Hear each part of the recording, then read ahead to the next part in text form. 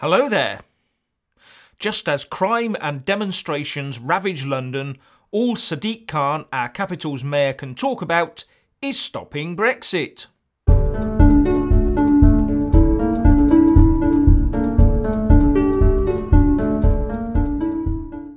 Not only are the numbers of knife and acid attack crimes rocketing in London, the mayor's own police are now coming under attack.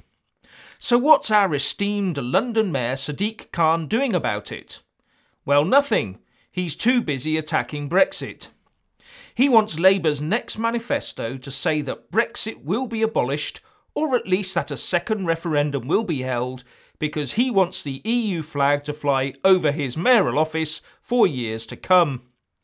He also said that he was an optimist regarding the chances of the UK ending up staying in the EU.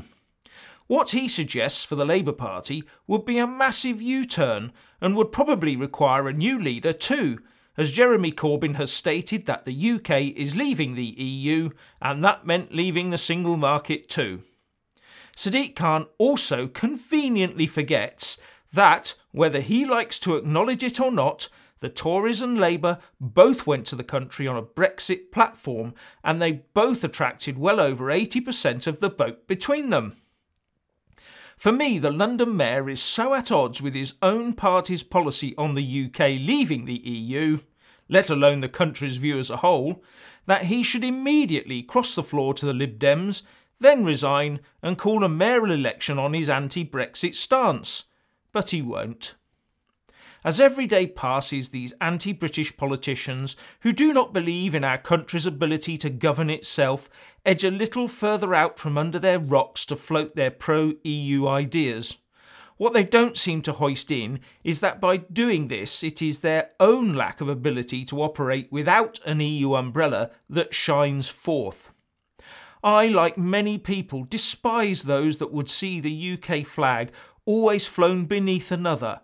I despise those that believe our laws, honed over centuries, should just be overturned to suit the needs of a foreign power. I despise those that think this mature country cannot produce people of sufficient calibre to run this country as a sovereign state.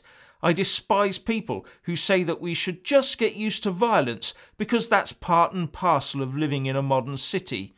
I despise the way of the Remainers, as that route leads to subservience and the eventual destruction of the UK as an entity. Why on earth do these supposedly intelligent people want the UK to be subsumed into a system about which the former Soviet statesman Mikhail Gorbachev said?